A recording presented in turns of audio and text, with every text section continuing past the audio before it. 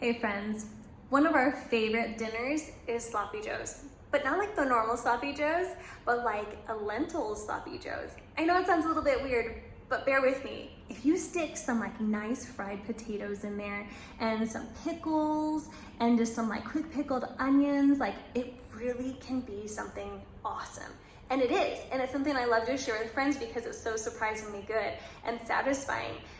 It's got all the legumes in there, which really kind of help to satiate and give you that protein that you need, and it's packed with all that, plus these little hidden vegetables in there that really help you to feel really good and feel satiated. Try this one out. It's a really good recipe, a lot of like shelf ingredients that you can use, and it goes really well with those buns that we talked about previously. Enjoy. We have our dynamic duo, 1 onion chopped and 2 cloves of garlic minced up fine. And we've heated up some oil in our pot and we're gonna add it together and start sauteing. Okay, I'm going to add in 1 grated carrot, and I'm also going to add in a bunch of chopped up green peppers. I really like chopping up a bunch of extra vegetables. It's a great way to get more vegetables in. And people who have a fear of vegetables but not necessarily their flavor, it's a good way to get it in for them.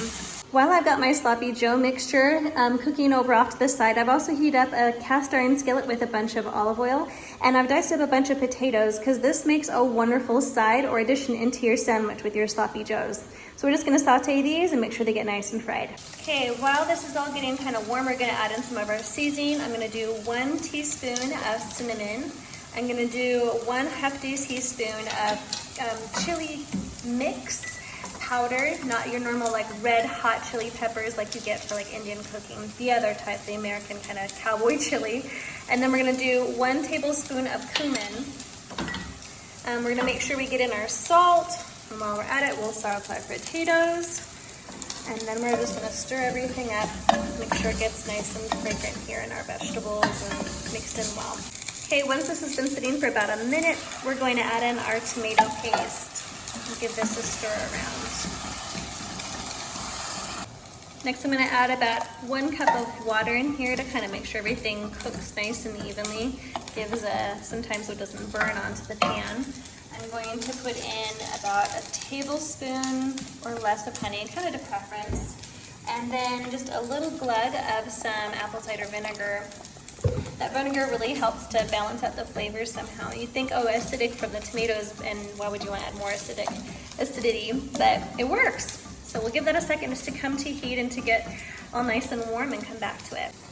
All right, we've got this nice and warm. Now, last we're going to add in all of our pre-cooked and ready brown lentils. Green lentils are fine too. Actually, these might even be green.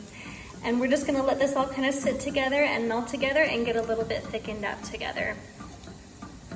While our lentil mixture is marinating and our potatoes are frying, we're going to make some quick pickled onions. I've already thin sliced some onions here, and I've taken just a good pinch of salt, and I'm just gonna start to massage it into these onions. This is just going to release some of the water. It's gonna make them a little bit more tender and less sharp. All right, then we'll just let it kind of sit and do its job, and then I'm gonna add about a cupful of vinegar to it. Continue to mix it in, and you can choose your choice of vinegar if you want to do white vinegar or red wine vinegar. I like to use apple cider vinegar for this. All right, we'll just let that sit a little bit, and it should be ready by the time we're ready to eat. Just barely took off my potatoes, and I like to have some greens sometimes, so I've got a little bit of rainbow chard here. I'm just going to fry this up and get it all a little bit softer so we can have it either on the side or inside our burger.